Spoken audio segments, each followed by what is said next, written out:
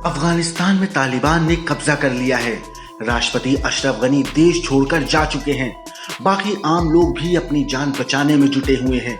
लेकिन इन सब के बीच महिलाओं में एक अजीब सा डर फिर पैदा हो गया है।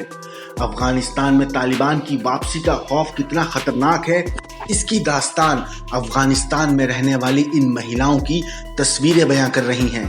तालिबान की तरफ से दावा किया जा रहा है कि उसकी वापसी से लोगों को डरने की जरूरत नहीं है, लेकिन महिलाओं में उसकी वापसी के बाद से ही एक अजीब खौफ पैदा हो गया है। शायद ये कहना गलत नहीं होगा कि तालिबान ने अफगानिस्तान में क्रूरता की सारी हदों को पार कर दिया है। लेकिन अफगानिस्तान के इतिहास में एक ऐसी महिला थी जिसने सार्वजनिक रूप से अपना हिजाब फाड़ दिया था। वो एक ऐसी महिला थी जिन्होंने हर वो कदम उठाए जिससे अफगानिस्तान की महिलाएं दुनिया के साथ कदम से कदम मिलाकर चल सकें। उन्होंने हर वो बेड़ी, हर वो जंजीरों को तोड़ा जिसने महिलाओं को दबा रखा था। उस महिला का नाम था सुरैया तारजी। सुरैया तारजी 20वीं सदी की शुरुआत में अफगानिस्तान की पहली रानी थी। वो तत्कालीन राजा अमानतुल्लाह खान की पत्नी थी। सीरिया में जन्मी सुरैया की शिक्षा उनके पिता ने पूरी कराई, जो अफगान नेता और बुद्धिजीवी सरदार महमूद बेग तर्जी थे।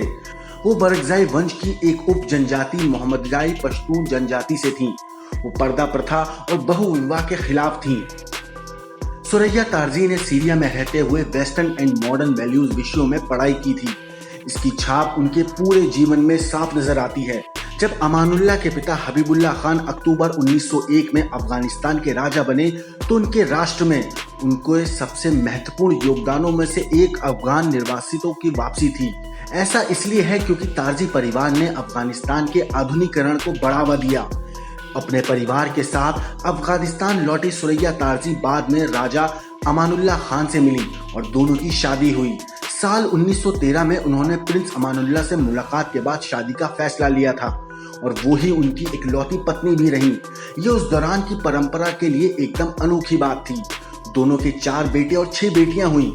उनकी बेटी प्रिंसेस इंडिया ने साल 2014 में दिए गए अपने एक इंटरव्यू में अपनी मां के बारे में कहा था कि मेरी मां ने लड़कियों के लिए पहला स्कूल खोला और अपनी 2 बेटियों को स्कूल भेजकर दूसरे परिवार और समाज के सामने नजीर पेश की।